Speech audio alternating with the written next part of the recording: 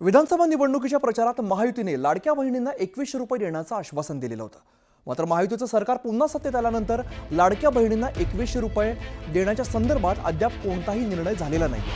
त्यामुळे 2100 रुपये मिळणार कधी याकडे लाडक्या बहिणींचं लक्ष लागलेलं आहे। आणि असं असतानाच आता राष्ट्रवादी काँग्रेस पक्षाचे नेते आणि मंत्री नरहरी झिरवळ यांनी एक मोठं विधान केलंय। लाडक्या बहिणींना 2100 रुपये देऊ असं कोणीही म्हटलेलंच नाही असं झिरवळ म्हणाले।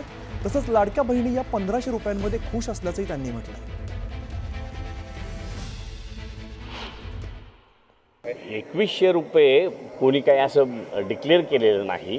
हे द्यावेत आधी तर विरोधकांनी हे 1500 देणारच नाहीत, यांच्याजवळ देण्याची ऐपतच नाही अशाच पद्धतीने सुरू केलं होतं। नंतर काय तर 2100 देणार आहे, 1500 दिले नाही ते 2100 कसे, पण 1500 दिल्यावर बाकी 2100वर जास्त जोर धरला, तर तसा काही प्रकार नाही आहे।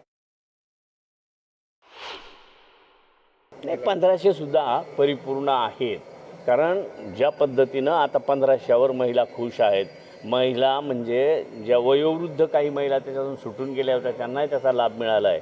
अगदी मुलं बाळं किंवा नातवंड काहींना असतील त्यांना 2 रुपये देण्याचा स्वतःचा अधिकार, त्या ठिकाणी स्वतःच्या हक्काचे पैसे द्यायचं त्यांना ती सुविधा निर्माण झाली असं म्हणू। परंतु याच्याबद्दलचं स्पष्टीकरण मुख्यमंत्री आणि दोन्ही उपमुख्यमंत्र्यांनी दिलेलं आहे। जो ज्याला आपण काय म्हणतो अजेंडा तयार करतो आपण निवडणुकीचा, किंवा आम्ही 5 वर्षामध्ये काय काय करणार आहोत हे सांगतो, ते 5 वर्ष त्याला अवधी असतो।